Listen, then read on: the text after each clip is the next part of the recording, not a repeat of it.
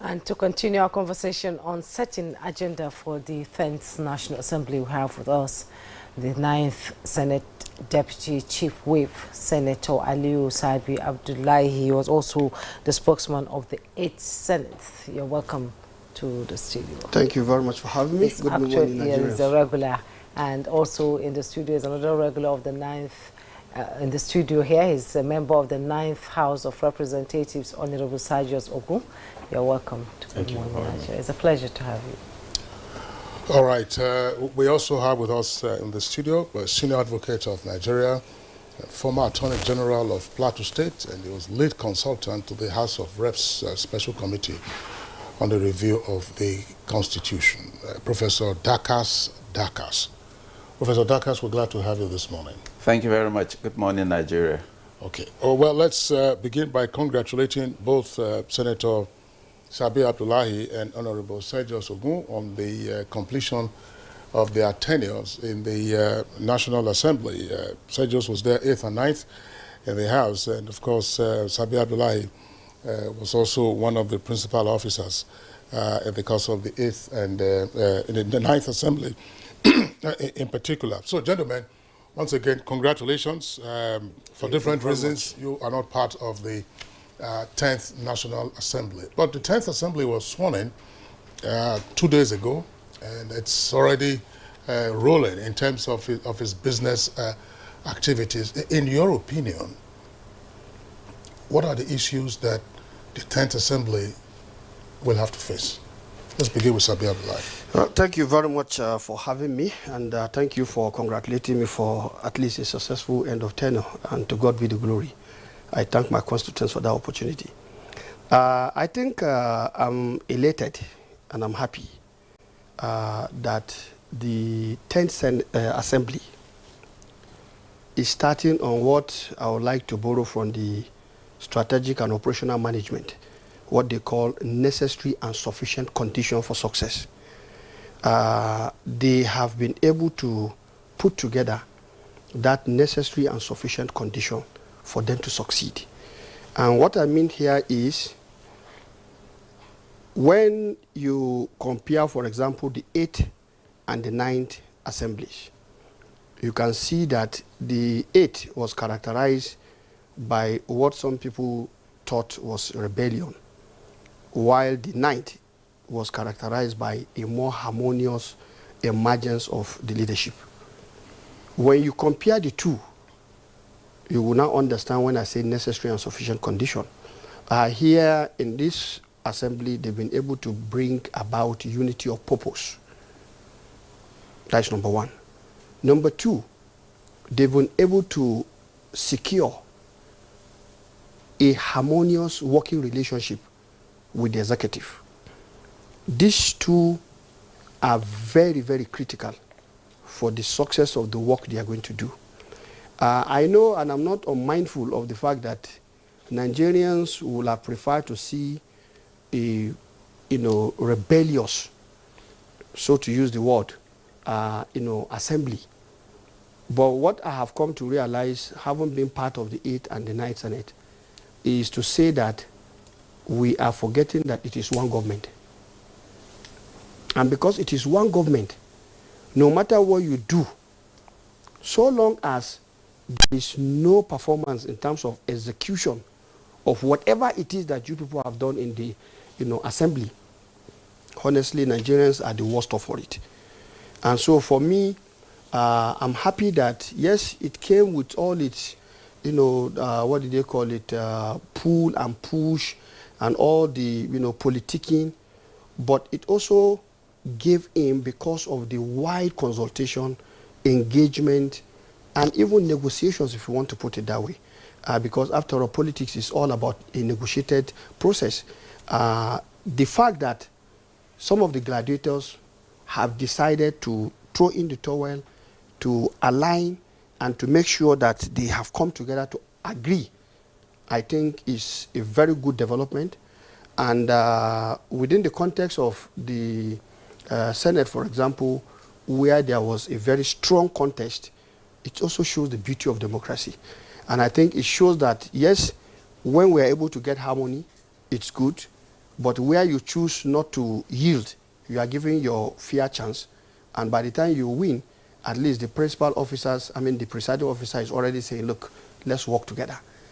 It shows that this assembly have secured, in my own experience and understanding, that I call the necessary and sufficient condition for them to succeed.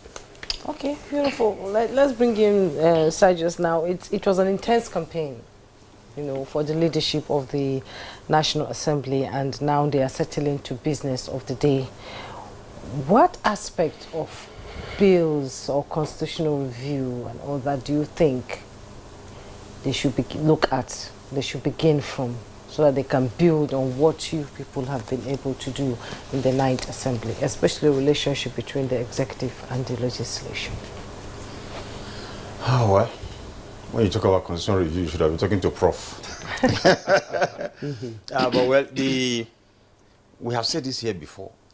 The National Assembly, really, their work is cut out for them, even in the Constitution. We say it's the first arm of government in the Constitution, in that order.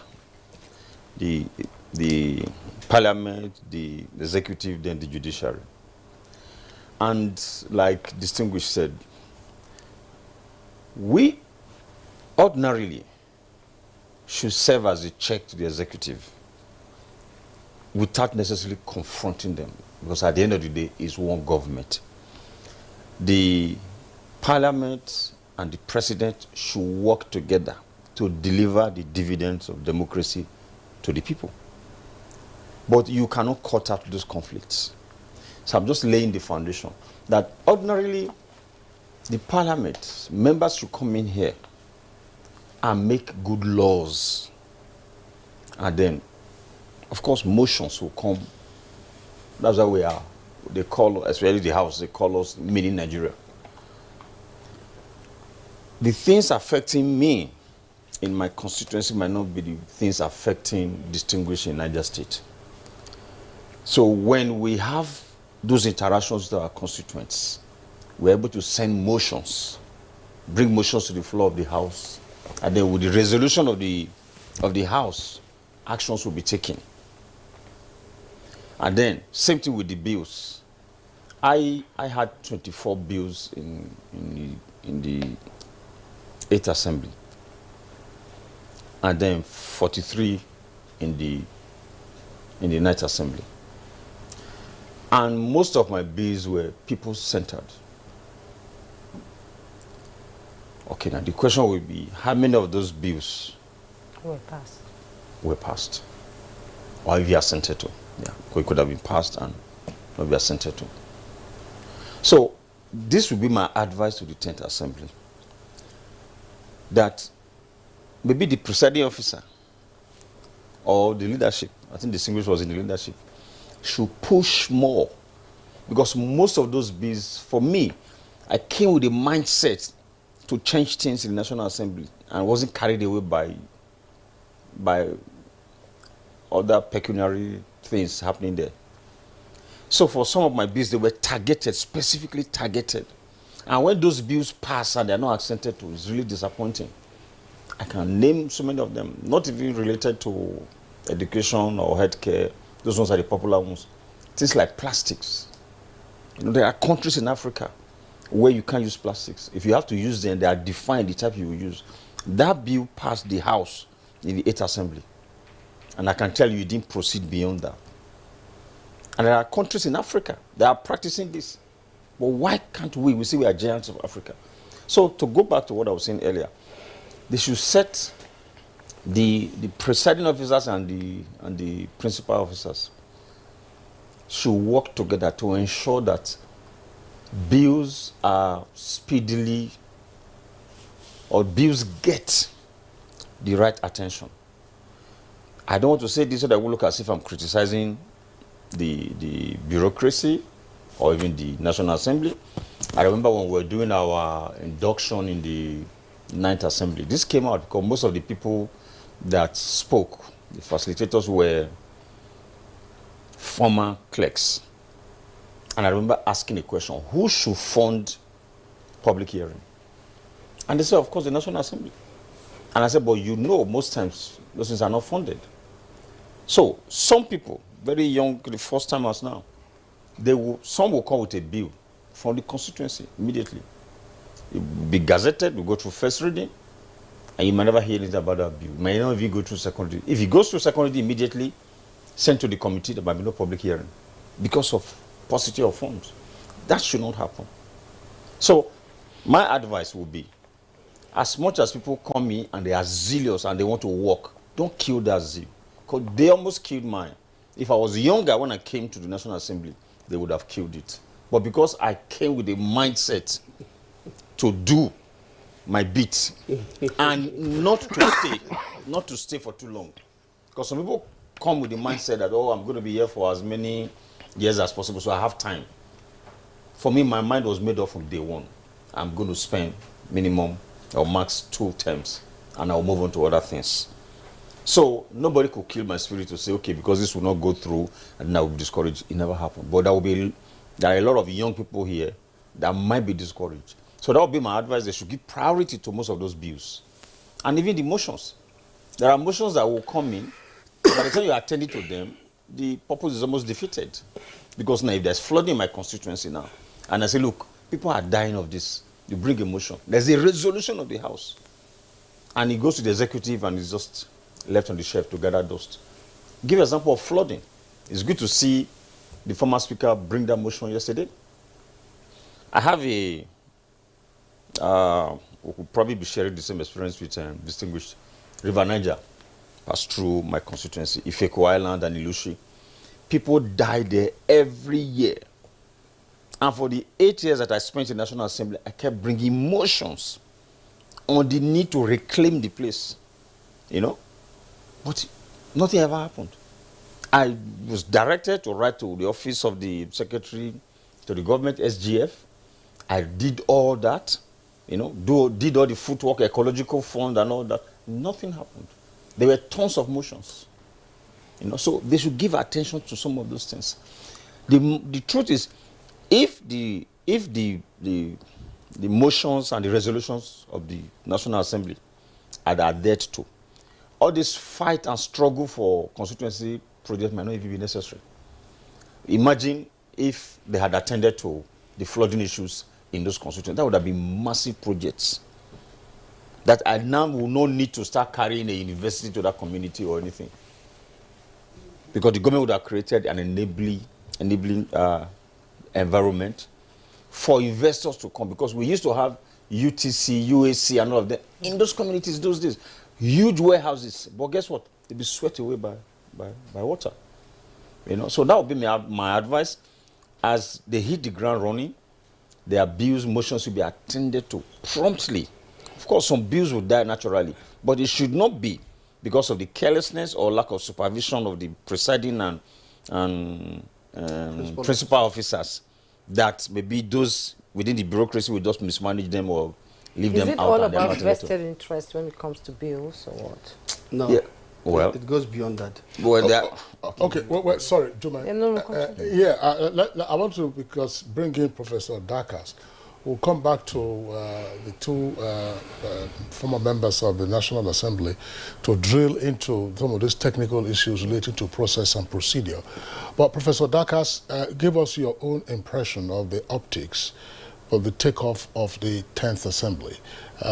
Senator Sabi Abdullahi has said that, look, you have the necessary and sufficient condition for the smooth running of the National Assembly, as it were. And more importantly, he predicts a harmonious working relationship. But the subtext of that, from what we got to know in the popular imagination or the popular thinking of the Ninth Assembly, is the uncomplimentary label, which is the rubber stamp. Professor Dakas. Thank you very much. In our constitutional scheme, of course, we have 3 separate arms of government, but there's a sense in which there are points of convergence.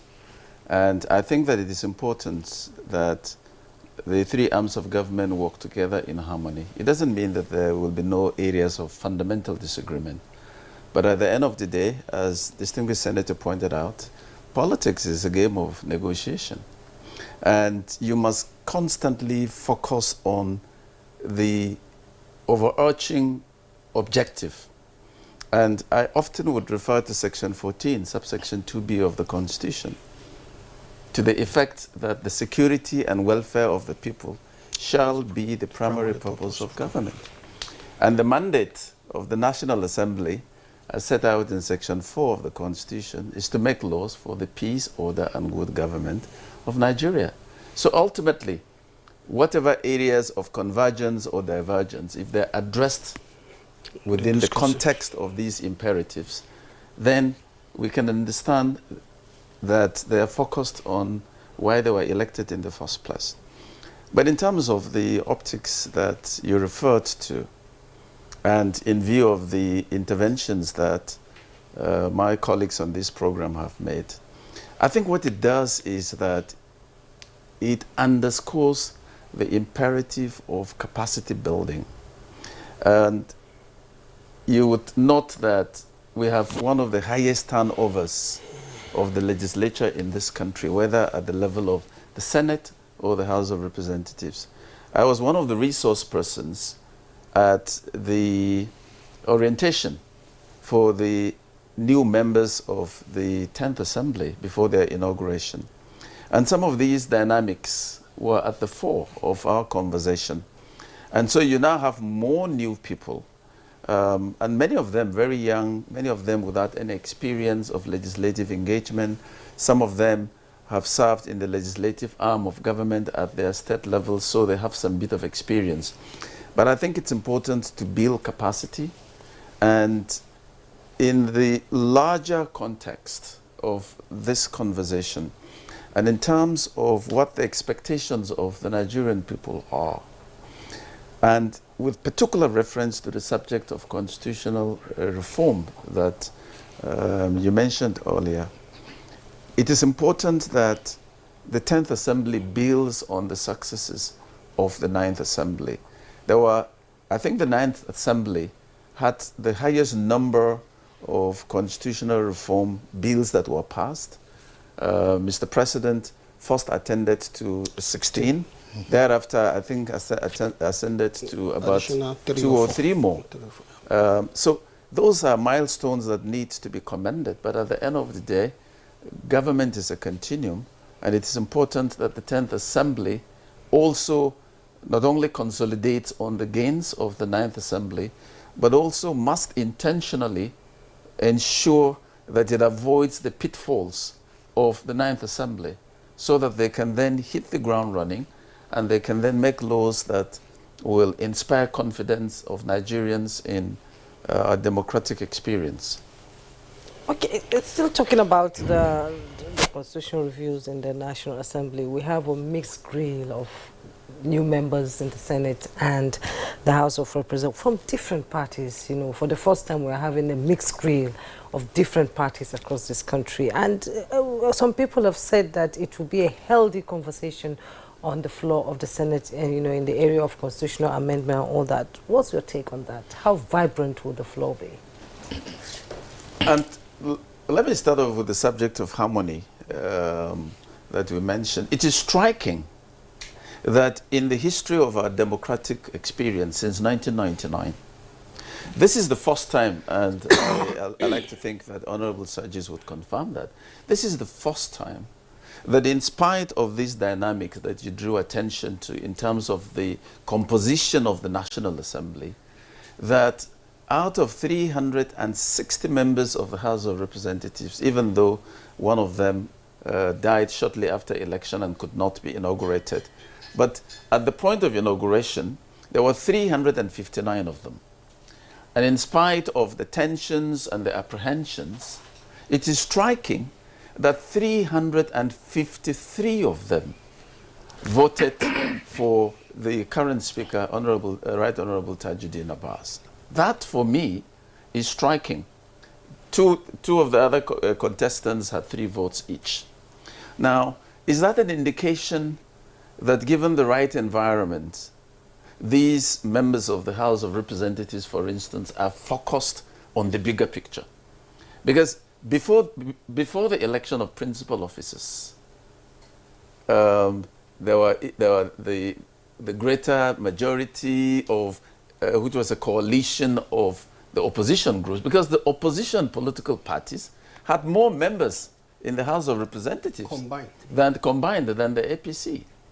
But at the end of the day, and they wanted to produce their own people as principal officers.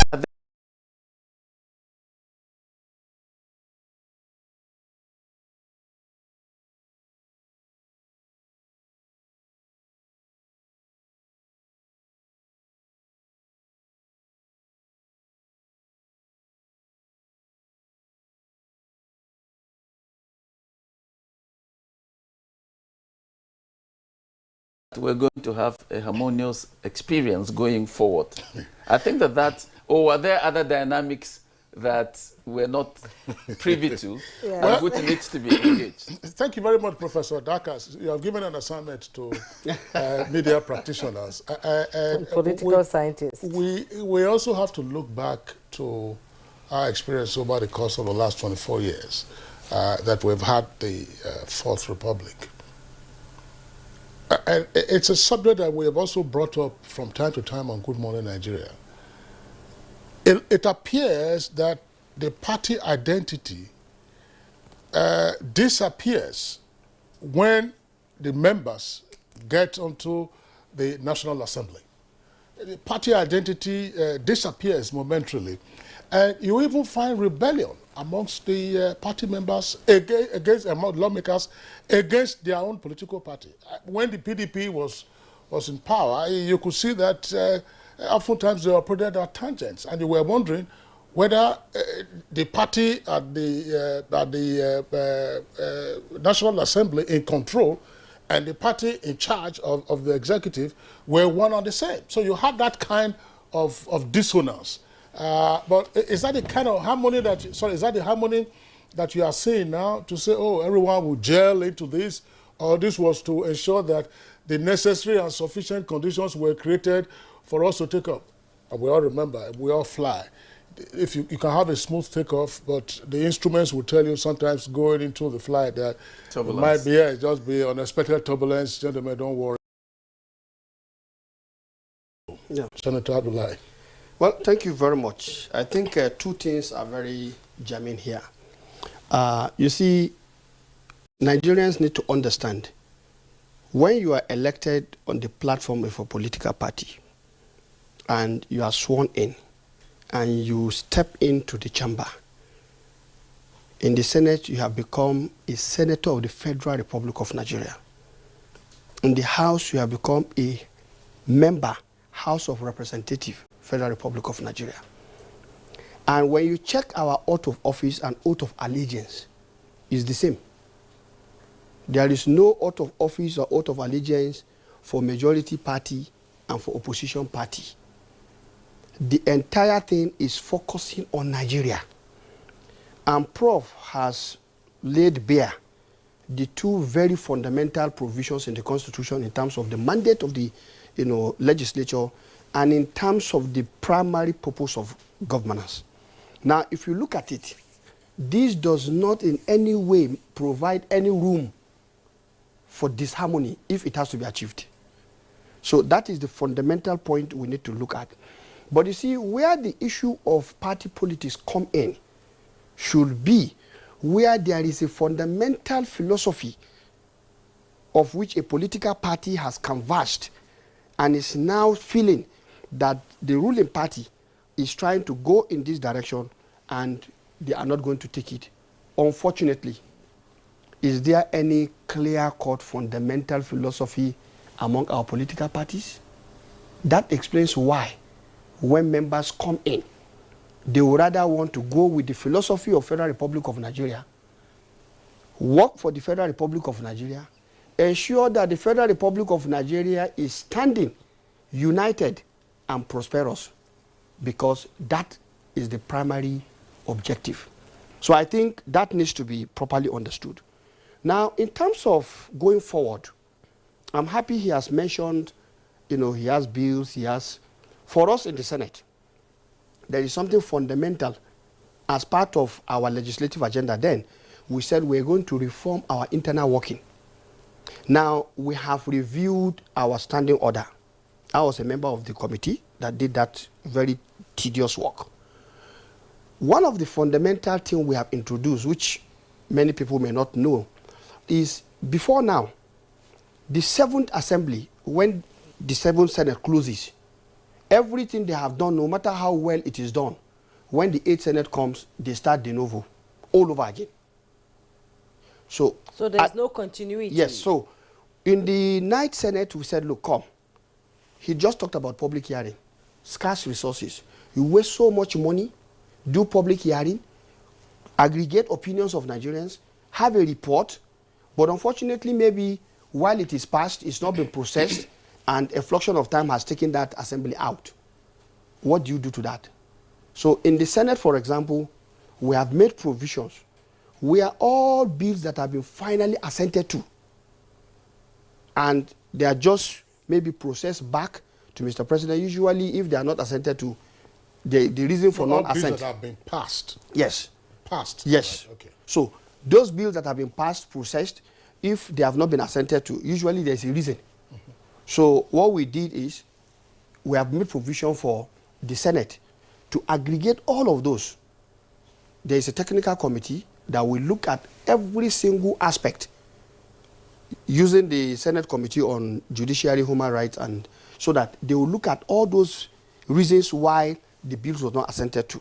And then they will try to make corrections on them, represent it to the Senate, and when they are passed, if it requires the House to concur, we do that. That is to ensure that the good work that has been done, especially given the experience of those who have gone in doing that work, is not lost. So it's something very fundamental that will help. And I hope that this assembly, the 10th Assembly, will take advantage of such provision. Because before now, everything will start de novo. I'm sure that is why they complain. But with this provision now, it means good things can be brought back, cutting down the time to start from beginning, first reading, second reading, public hearing. You just come to the committee of the whole, look at the whole thing, and then you take it in. Do we know what the position is with the standing orders of the House of Representatives the good thing on this same issue? Yeah, the good thing is that whatever the position is, we have this provision about concurrence. So whatever the Senate has done, if it is well done, we can take it to them for concurrence. So it means that provision will help this 10th Assembly if they exploit it properly. In other words, for legal clarity, in other words, it is assumed to be a fresh bill emanating from the Senate. That's the presumption. That's why you are seeking concurrence. But to whom does the attribution go? No. It's not necessarily. In this case, it will not be a fresh. No, I said there's a presumption. No, it will not. It will not be taken as fresh. Okay. Because you see, the moment there is already something like conference committee reports, conference committee reports are just passed. Okay, you just look at it as in plenary, and the moment you are okay with what has been done, it is passed. Because usually, except for those technicalities, in conference report, you don't change anything. So there is that room. All of these rooms are there for them to leverage on to make sure that those bills, like I think before we came here, we were looking at the constitutional amendment. Okay? Like some of those ones that have already been, what did they call? There are a lot of room for them to clean up some of these things and pass it back for action. And I think what needs to be understood here is that by the time you have a report, it is a report of the National Assembly. It's not an individual report again. Even if you sponsor how many bills, the moment you finish second reading, the bill is off your hand. It has become the property of the chamber that you are in. So I think all of these provisions, we took note of this, and I want to say that, for example, in the Senate, some of the reforms we have brought, we enable them to fast-track some of these issues. Okay. Now, the last thing I want to add here is talking about the agenda.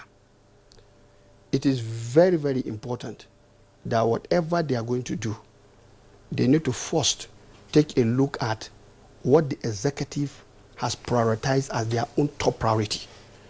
Because we are dealing with the same government. And so if they look at that, they can quickly look at issues and areas where they need to provide either legislative intervention or even bring out robust debate that will bring some suggestions in terms of resolutions that will help the government to identify some of these problems and get them solved. Yes, indeed. Based on that, let's bring in Sergius now. You know, there are some bills that passed first, second reading that are very important for the people. It's a huge responsibility to represent people. Do you think the 10th Assembly will go back to address some of these bills that maybe you brought up and were not even, that has not passed first or second reading? Would you advocate for it to pass through? Oh, yes, definitely. Most people do that, really. Well, my predecessor did not hand over to me, not because there was any quarrel. He was always available to me. But I am, because the former speaker handed over to the present speaker. That was a good precedent. So I already have my own handover note to my governor and to my successor. There are bills that passed. What Distinguished was trying to explain earlier is maybe those ones that will go to the president and the president tone them down if he doesn't give accent. But the one I referred to earlier were actually bills that will pass the House and might not pass the Senate. You know, but like you said, yes, that we also have that rule in the House now. You don't now start de novo. De novo, yeah. Yeah, but you do first reading. You now don't do second reading. You do first reading, and you still have to go through committee of the whole, clause by clause, and then you do third reading. So you see, the blockers, whatever held that bill down the first time, might still hold it down again. If I go into some of my bills about medical tourism and education tourism, some of those bills were deliberately just kept down. And it happened in both houses. Okay, when I mean 8th Assembly and the 9th Assembly. They never made it even to the Senate. Sorry, Honorable Sergius, because we're journalists and we hear things from time to time. Is there a problem of the gatekeepers in the National Assembly bureaucracy? I'm struggling for that right phrase. I don't want to say DPO or, or something, but is there a problem with the gatekeepers? It's not impossible. There's a problem, yeah. Well, you know me, I say the way. Well, no. Try to paraphrase it as much. But if it's no, I think if it's an existential issue, then we need to clear up. Why not? No, to the extent there that is. We can discuss it in acceptable terms. That's the issue. Those problems are there, and there are also issues of, this I pass my neighbor mentality in Nigeria. The bill on the children and wards of public servants not schooling abroad. A civil servant, I think even the ones we call Sergeant at Arms, came to me after that bill passed first reading, and it took a long while, over a year, going to 2 years, to be scheduled for second reading. As in, I followed up severally. When it was scheduled eventually, a lady, she came to me and knelt by my side and said, why are you bringing this bill now? This one that my child is now about to go into university. But you would have thought those are the people that you are working for. What level is she? So, what does that tell me? These are the people that have been holding down this bill. My brother, let me say one thing here. When a bill has controversial provisions, it suffers this fate. And what do I mean by controversial? Different people have different understanding and opinion about such kind of things. They look laudable, they look good at the face value. Now, when that bill came on board, somebody asked me, he said, okay, when you put that, how do you check that it's not everybody whose child goes outside to read that is reading outside from the resources of the parent? They have other sources. and the pastor gave me an example, that the senior brother is outside, and the senior brother has requested 2 of his children to come and join, and the elder brother is contributing to take care of that. So the person is now saying, if he indicates that truly he cannot afford it. So you see, lawmaking is always a very tough call. And I'm not surprised you said so, because we also have seen people who have shown, you know, the so-called vested interest he talked about. I said gatekeepers. I was So, but in terms, okay, but in terms of the gatekeepers, yes, I think let's go to the key issue. When we finish our legislative work, the bureaucracy have their own process through which they process the bill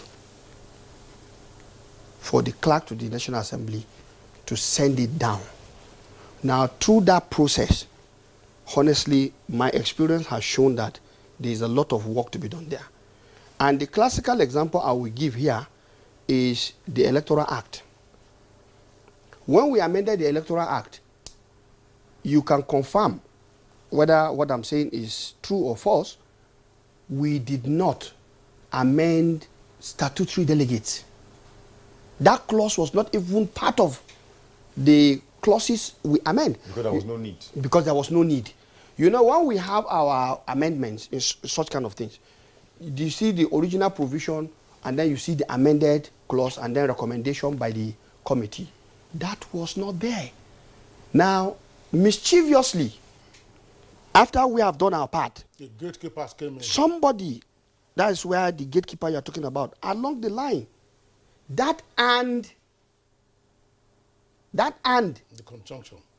conjunction of, that is the other statute, that was the, from that and, they just removed it completely and just left it as the delegates. Of course, Professor Dakas. So you see, I think that is the point you are trying to. Precisely, we're talking about gatekeeper, but Professor Dakas, you will respond. You will respond. Yes, you will respond. That bill we're talking about, where again, distinguish has gone to the tail end, even from the beginning, when bills will not be scheduled for second reading. Those in the system, not elected members, can hold it down. But talking about that, either medical tourism or educational, all those things were stated. Show us your source of income. So, if you are married to the daughter of Dangote, you say, my salary is 200,000 naira a month, but my wife is worth this. My father-in-law is supporting. Just show it. Then the example Distinguished gave also. My elder brother or my younger brother is in Germany or is in the UK. Let us know. Let us know his income. Because if we don't begin to look into the nitty-gritty of some of these things, we will never check the corruption we say we are struggling to check. Give us details. Yeah, Professor Dakas. First of all, on the issue that Honorable Sergius raised, I think that if a bill is controversial, it shouldn't be the responsibility of unelected bureaucrats to determine what is controversial or not controversial, what should go forward or what should not.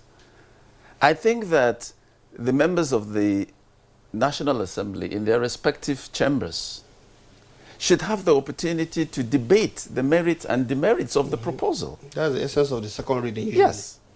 But if an unelected bureaucrat, in the name of being a gatekeeper, purports to then arrogate to himself or herself a power that he or she does not have, I think it's important to hold such individuals to account. Otherwise, impunity festers. And you frustrate the work of the very people that Nigerians have elected to legislate for them. On the other issue, after the bill has been passed,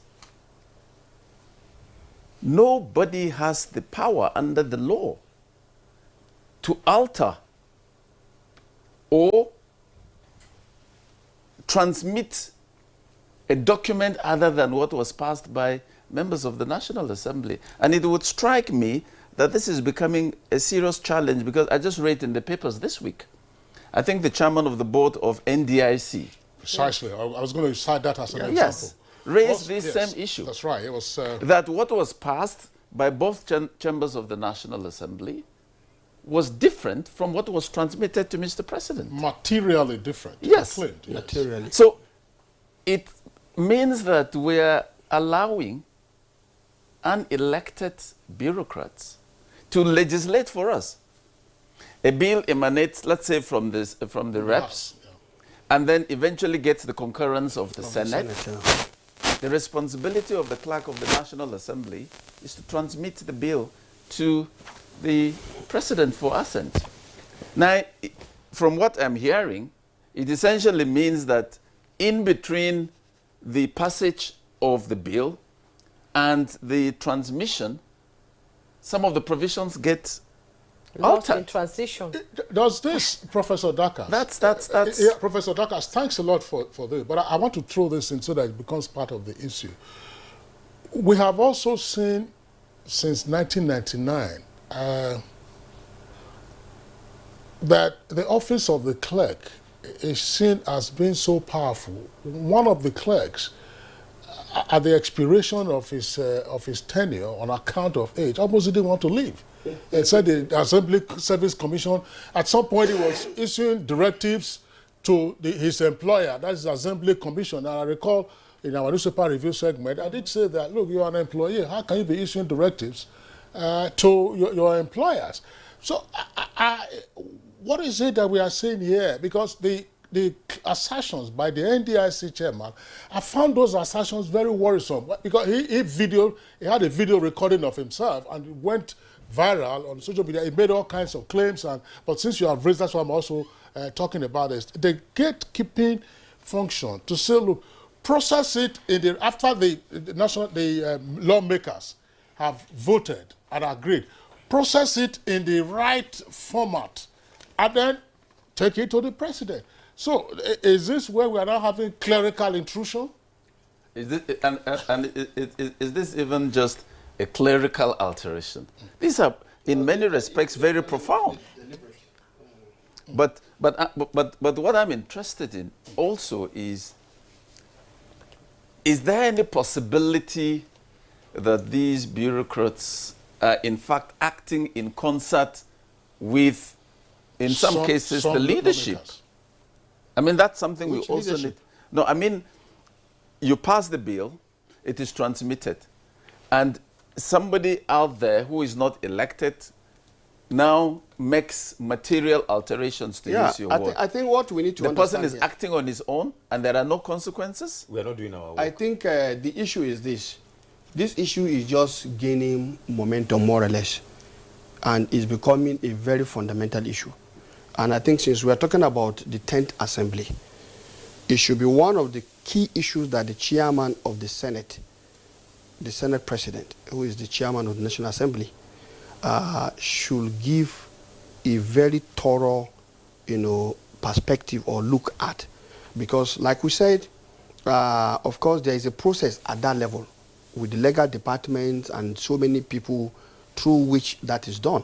And that's why at the end of the day, in transmitting, the clerk of the National Assembly is saying that he has confirmed that everything here, in accordance with the Authentication Act itself, that this is exactly what the two chamber has what they call. So I think it is left based on the fact that because it's a matter of trust. Before now, there was no reason for anybody to doubt that yes, when we do our part, they have the capacity to also do their part. But now that we're beginning to see this, it means there is an angle in which the National Assembly leadership of the two chambers must pay a very serious attention to what happened at that stage. Otherwise, I thought it was also embarrassing.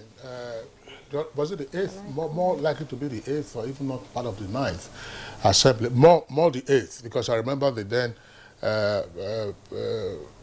member of the Senate, distinguished Senator Amelawa, who became Senate President, who used to be our guest on Good Morning Nigeria. President Muhammadu Buhari vetoed some of the bills or declined assent on account of errors, editorial errors. yeah. And then I remember raising the question, so look, don't you have proof? Aren't there proofreaders in the first instance? Or aren't there editors who could help you get all of this sorted out. I imagine that's the job of the bureaucracy. Yeah. We had less of that in the 9th Assembly, but I think it was more common during the 8th Assembly. So what, it leads to another question, the gentleman and my colleague Jumai, a bit unrelated but also equally related, the quality of aids that lawmakers themselves have, and then the quality of and capacity of the bureaucracy of the National Assembly. It's actually the bureaucracy. It's actually the bureaucracy. Yes, because now you have directors there. Then you have the legal department. So when the members have done their bit and it goes there, you should read, proofread, and do all that. So these things they are adding, we usually call it a clean copy. So it means that the I's and the T's are both, the I's are being dotted and the T's are being crossed. So that mistake should not happen. But again, I have issues. There is a development. You need to know, as a result of what he said in the 8th Assembly, that is where the reforms I told you, in the 9th Assembly, that was where we saw the need to do that. So what has happened now, to reduce some of these errors that you have talked about, there is a technical committee that has been set up in the 9th Assembly. That technical committee was there. The Parliament, that is both the House and then the Senate, then the Office of the Attorney General, and the bureaucracy. The technical committee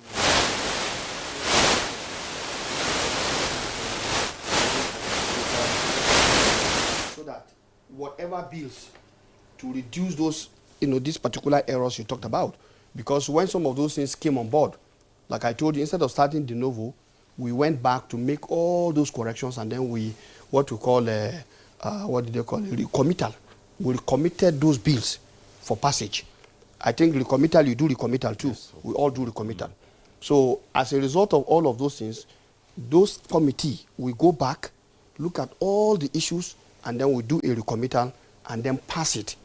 That is, after we have passed the bill, and they saw these errors, they go through it, make the necessary correction and bring it back, then we commit. So that at the end of the day, what comes out is that same clean copy, like you have said. So this provision was used in the 9th Assembly. And I think I will urge the 10th Assembly to ensure that they look at it and even strengthen that provision more. Okay, strengthen it more. Yeah. Yes, I'm still going to stay on bills and okay, we're going to break right now. Okay, we'll go on break. When we return, we'll talk about some of these bills that need to be revisited because I have an interest in some of them. We'll be right back. Women. Nigeria means unity.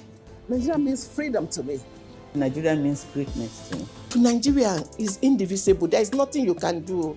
We all have to savage it together and learn to love each other. We are indivisible. As a mother and a leader, I will always preach for peace and unity in this country because that is the only thing that will give us progress. Though tribes and tongues may differ, in brotherhood we stand. And it is the woman that does that.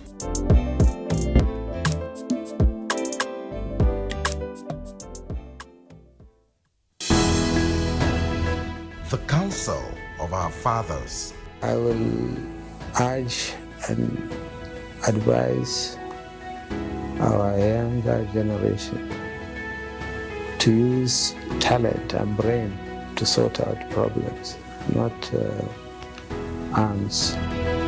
Nigerian youths, let's build our nation together.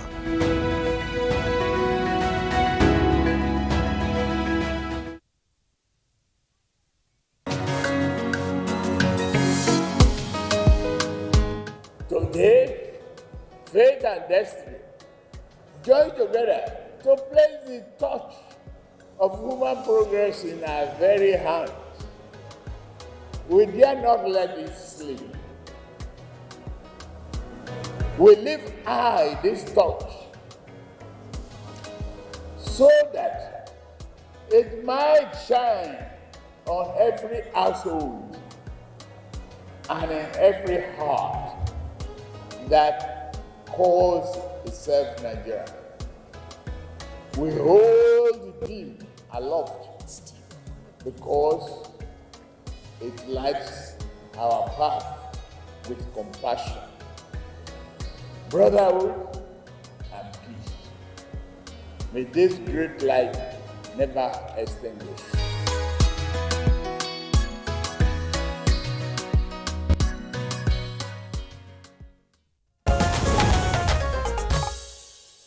Welcome back to Good Morning Nigeria. We've been talking about setting agenda for the 10th Assembly.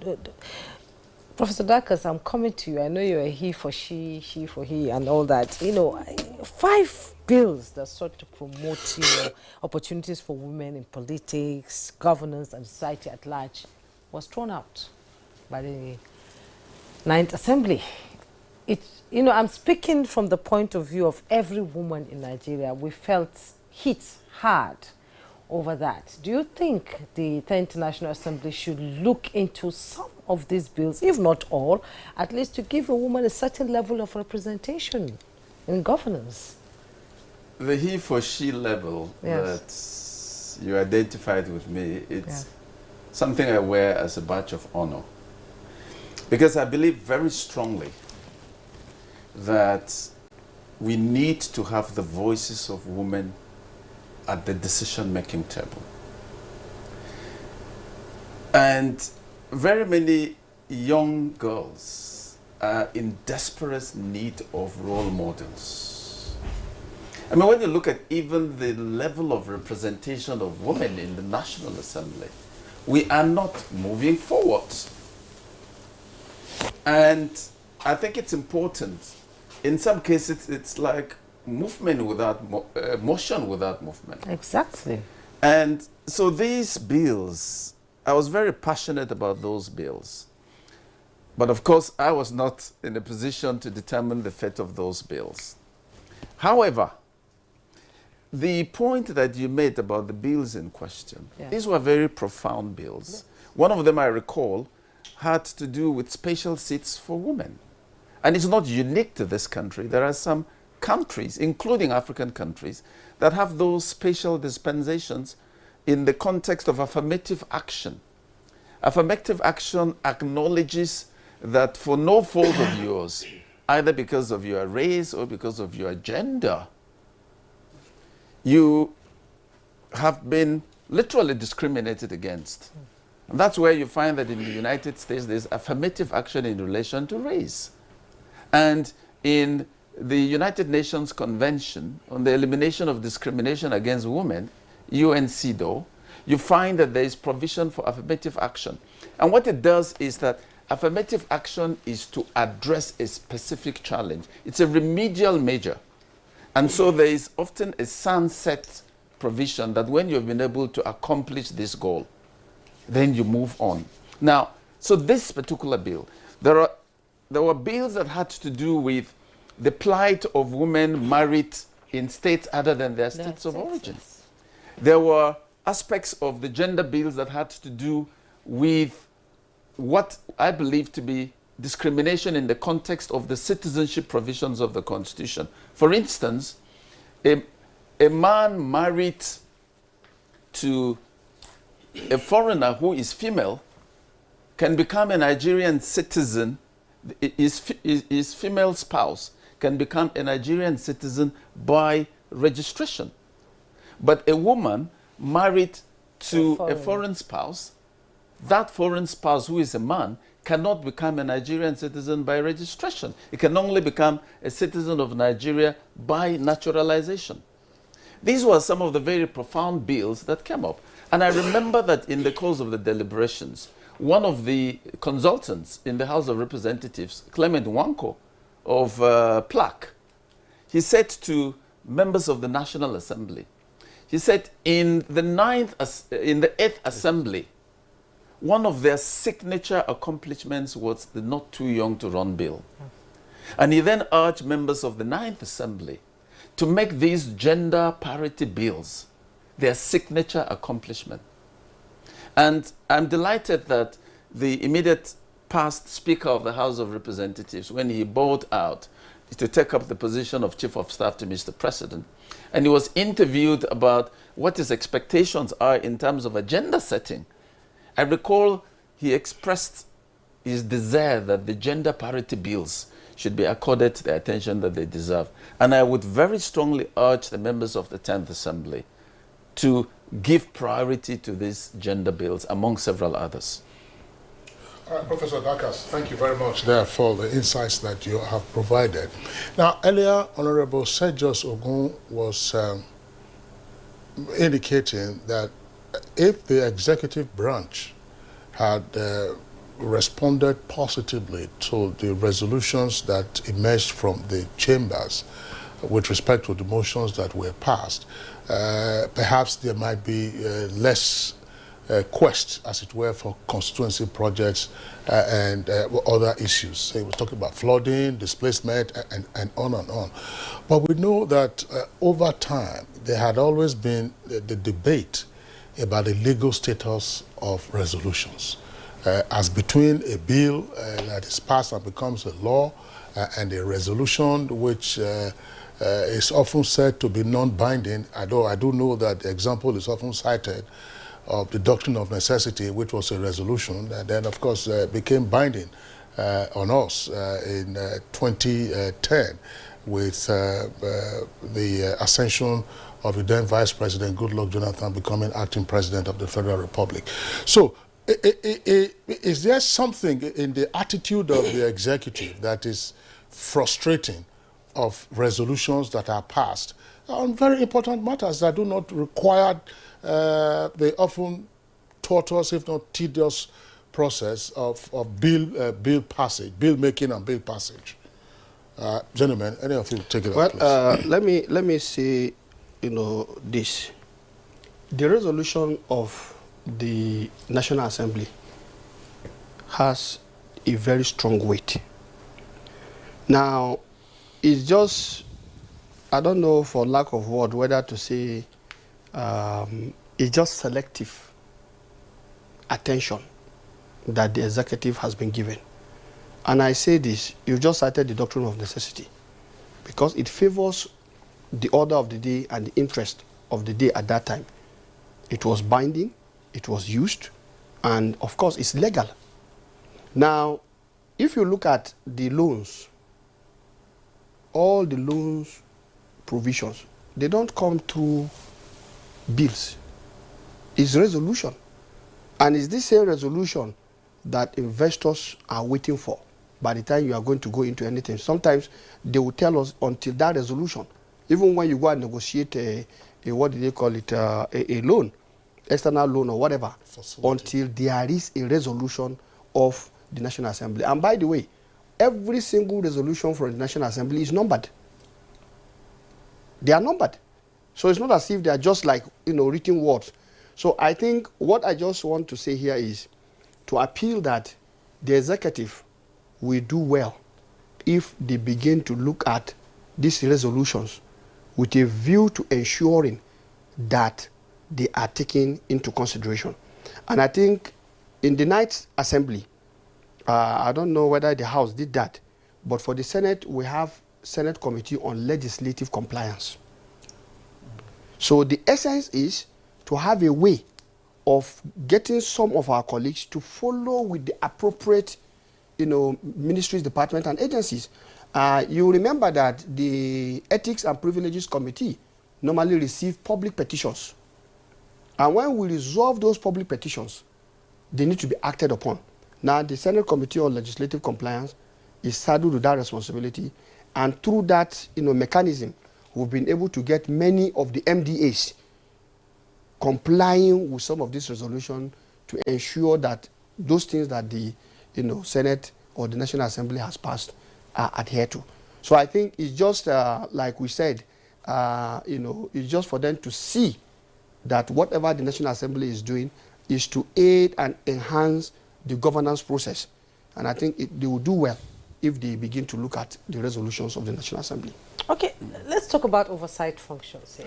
It's an issue that is on the table all the time, inspecting projects by the federal government. Some Nigerians have called it a jamboree and not really, going after those who have been given the contract to do the job. just go there, see it. But we've seen on television so many senators, members of reps go to oversight functions and, give a strong warning to contractors to ensure that projects are delivered as and when, possible. Is it a jamboree indeed, or is it a functional aspect of the National Assembly? So how do you mean jamboree now? The visits to the site or what? Well, the induction in the Ninth Assembly, the chairman of ICPC, also said that he frowns at the fact that the people you are going to oversight are the people providing flight ticket for you and accommodation for you. I mean, well, I'm saying this because it was not said in the back room. It was said during the program when there were cameras there. And he says they frown at that because how will you expect them to do a proper job? I mean, how will you expect the parliamentarians to do a proper job if you are going to oversight an agency and then you expect that agency to provide you flight tickets and then they will pick you up at the airport, they will provide accommodation for you and feed you, and then when you are returning, maybe they will give you honorarium. So what kind of report are they going to write? So when we talk about funding of the National Assembly, I'm sure I think we should give more attention to those things. But I also haven't said that most of the projects you go and oversight, even the executive, are guilty of so many things. I give you an example. If I say, okay, fine, in my constituency, I need you to, is in the budget, sink a borehole in the primary healthcare center and install solar light and all. And that contractor is paid. It shouldn't be the fault of the parliamentarian. Who issued the certificate and who paid? God, there is a percentage. Is it 5% handling or something? Administrative cost. So they have, beside the fact that money is being provided for the supervision, I'm aware contractors pay the executive arm to go and inspect these projects. So when you have certified the project good and you pay the contractor, and somebody goes there to oversight it and says, okay, this job is not properly done, the first thing really is to go back to the agency to say, okay, what did you do? I mean, why did you pay? Why did you issue certificate? Why did you pay this individual? And such people should be handed over to the security agents. I actually even had a problem with the ICPC leadership because I was complaining that the agencies, they were asking agencies for money. And I took it up with the chairman and he said, no, we provide the funds. We don't ask the agencies for funds because we can't do that when we are going to oversight what the National Assembly is doing and what the agencies are doing. So I think we have led so many things to chance in this country. There need to be we should have proper reporting of procedures. If National Assembly goes to their oversight and have the courage to write the right report, if something is not right, send it to the anti-corruption agencies. So whoever is found guilty should be charged to court. But we don't do that here. We hear here, Magu, now is the presidency a court? They say we had commission. That was the end of the Magu issue. Now another one has gone again. Why are they not going to the court? Why are they not going to the court? Yeah. Because we are setting bad example. When certain things happen in the executive, you say, okay, there is a commission set up. Where's the report of the Magu commission headed by Salami? Where is it tomorrow? And then you drag a civil servant or a politician, an elected person, to court, and it's there for years. Everybody should go to court. And if you are found guilty, go to jail. So if we want to clean up the system, that's the only way I think we can do it in this country. When we address some of these things, and then you don't hear anything again, and we assume it's okay. How can it be okay? Look at the young generation coming after us. What are we telling them? It's gangsterism. That's what pays. Do it, and then you get protection, and then you get away with it. You know, so we need to look into these things. Yes, I think there is something fundamental here. I'm happy you brought the issue of the oversight. Oversight is like supervisory function, where you go to look at what needs to be done in terms of all the funding that we have provided. And I think it's section 88 of the Constitution. Is it subsection 2? Where it talks about expose. You see, you need to look at waste and inefficiency. Now, even the language of the Constitution is weak enough to make the National Assembly weak in this responsibility. Yours is to expose. And I will tell you, in the National Assembly, in spite of all what my colleague has said and what we are paraphrasing as to maybe not having a good report, even the few reports that were brought out with damning, issues, what happened to them? The Public Accounts Committee of the Senate, they did a very wonderful job x-raying and totally investigating the various infractions reported by the Auditor General of the Federation. We passed all those issues, and I want to tell you, nothing is happening. So I think the fundamental thing here is that the essence of oversight, you said jamboree, is not a jamboree. The mere fact that there are parliamentarians in a project site sends a signal to the contractor that he needs to sit up. It may not necessarily give you 100%, but I want to tell you there is no contractor who will hear that members of the National Assembly are coming on oversight and he will not want to sit up, because it's a public function. We are there with cameras, we are there, it's usually an open thing.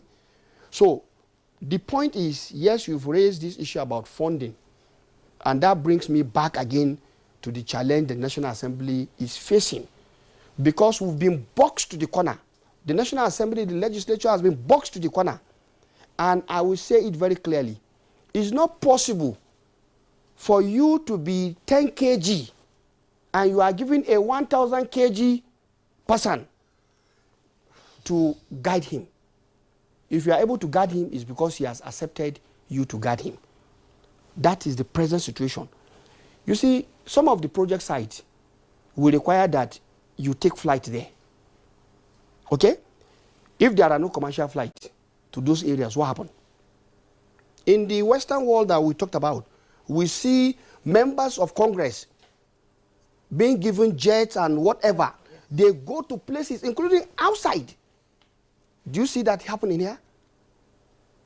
Do you want chartered flights? No, I'm just giving an example. It's not the issue of wanting chartered flight. I'm just talking about the means to carry out some of this responsibility. Because the projects are all over the country and even outside. But are there no ethical questions? Fine, ethical questions, but by the way, hang on a second, distinguished senator. Who has superintendence over the budget of the National Assembly? And I imagine the budget of the National Assembly will incorporate the work of the National Assembly.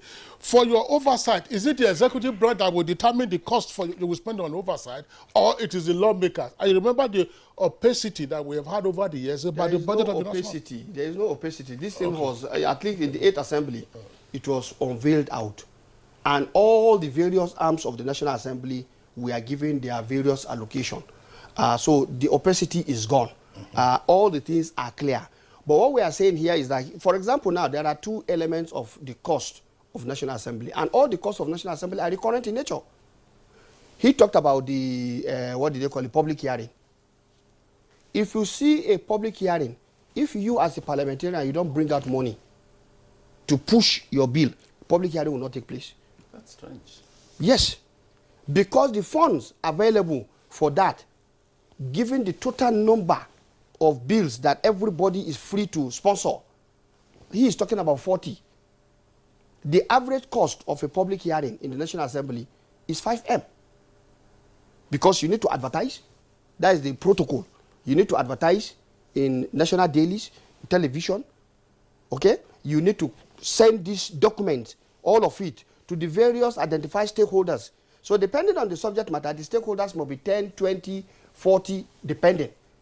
And ideally, when they come, you are even supposed to offtake the cost of their coming.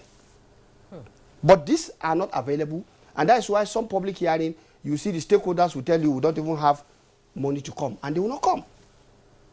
So there are a lot of issues that are being, honestly, there are a lot of issues that are being... This is rather untidy. I mean, because because the issues of process and procedure, I imagine, are very critical.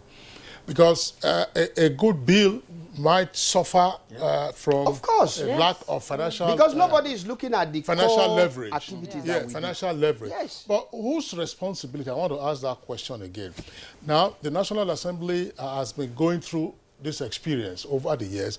So who can then sit down and say, oh, okay, well, in terms of our costs, projected costs, these are the items we are likely to spend money on. So let's have some provisioning for this, instead of hearing that we haven't heard that now. The 10th Assembly, whether they want to go and buy Camry cars or whether it's they want, Camry, the 360 or I don't know how many of them they will bring. We call billions. When Nigerians see those kinds of things, and then the nitty-gritty, the cost of governance, the cost of governance issues. So they say they call them project vehicles, and I say they go and buy Camry as a project vehicle. Let me ask you. No, sorry. Let's ask you one question. No, wait. Don't worry. Let's ask this question. Let's ask this question. Yes. You see, for me, I'm aware they say activities consume resources. There is no activity that does not consume resource. I'm a representative of my people. I'm expected as their representative to be all over. How do you do that? If you cannot move, you are aware of members who have refused to go home. What happened to them when they choose to go home? So, you see, there is a lot of fundamental issues that needs to be understood. And for me, as far as I'm concerned, maybe because the legislative arm is the youngest, and so it has low experience in terms of the infrastructural and even superstructural provisions that will make the work of the legislature to be sound. If today there are mode of transportation that will take me to somewhere without necessarily all these paraphernalia, everybody will want that. I agree. So I think that's where the issues are. Yeah, the distinguished Senator Sabi Abdullahi, thank you very much. We're talking about the age of the legislature. We know that there were interruptions in the past, but since 1999, children who were born in 1999, they already graduates. Graduates, some of them even studied 5-year, 6-year programs in the university with ASU strike and no ASU strike. They already graduated, even doing the NYC, or some of them have finished the NYC. There's an issue I want to bring to Professor Dakas very quickly. I know that it's a big debate, but let's try and compress it. Number, composition, and quality of committees. In the Senate, we understand there were 60 committees. In the House, probably a century of them. So, and the whole idea, these are cost centers. What do we do, Prof? I think that as part of agenda setting for the 10th Assembly, it's the imperative need to address the cost of governance challenge. Yes, the National Assembly would often say that when you look at the cost of running the National Assembly relative to the national budget, it pales in comparison to the cost of running at the executive level and so on and so forth. But I think that many Nigerians believe that our elected officials live large, completely at variance with the reality that everyday Nigerians confront. So I think that it behooves our elected officials to lead by example. And there's another dimension very quickly, which is many people would ask whether, in fact, the public expenditure on the National Assembly is commensurate to their level of productivity. These are critical issues. But I hope that members of the National Assembly and the executive will justify the confidence. It is I'm delighted to note that the Speaker of the 10th Assembly, for instance, is reputed to have sponsored the highest number of bills and has the highest number of bills assented to of any member of the House of Representatives. That's the information in the public domain. Well, that's not very correct. Well, I said that's the information in the public domain. Yes. And I hope that maybe will propel... One of the highest. Yes, maybe one of the highest. Yeah, will because propel. in 3 terms, he has 72. Yes. 3 terms. And in 2 terms, I have 67. No, but in terms of the number passed, what is in the public domain that one is homework is 26. The ones that have been... He says it's homework. We don't know the meaning of that. Yeah, homework. because those bills come from your state governor, and your state governor has access to the villa. It will go through. Yes. I am in opposition, so where will I have access so to my the villa? point is... Sorry, Prof. No, so my point is that I hope that will propel members of the National Assembly to justify the confidence, because at the end of the day, every member of the National Assembly must ask himself, have I justified the confidence that my constituency and the Nigerian people have reposed in me? Yes, thank you, Prof, for that very wonderful conclusion. But let's ask this question. You see, it's easy for people to just say, what is the what of the National Assembly? To me, the what of the National Assembly, close it and ask, what is the form of government we're having? You see, freedom that we enjoy today is because we're in a democracy. And you can't say you have a democracy until you have the National Assembly. And so, yes, there are issues and there are areas of the National Assembly to improve upon. But one thing I've also said is that for us, if the level of attention, the energy being put in looking at the National Assembly, yes, if half or a quarter of it is put into looking at the ministry, department, and agencies, that's executive, Nigeria will be better. Okay, on that note, Senator Aliyu Sabi Abdullahi. Let me land this, because the executive we are talking now, the executive should stop treating the National Assembly as their poor cousins. They are seen as mere irritants. That needs to change. That would be another topic for another discussion on Good Morning Nigeria, I believe. Senator Aliyu Sabi Abdullahi, he was in the 9th Senate and Deputy Chief Whip and spokesperson of the 8th Senate. Thank you so much for coming. Thank you very much for having me. Good Morning Nigeria. Honorable Sergius Ogun, he was a member of the 9th House of Representatives and 8th House of Representatives at the same time.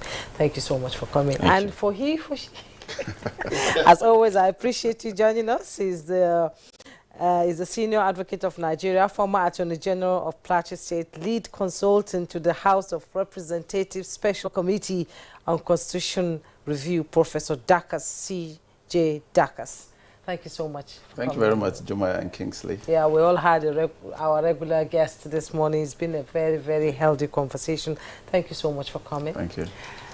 And that's how it's been on Good Morning Nigeria this morning. Thank you so much for watching. Thank you so much for your time. I am Jumai Yusuf. Join us again tomorrow, same time, 7 o'clock in the morning. Until then, look after yourselves. I'm Kingsley. Yes, I don't know.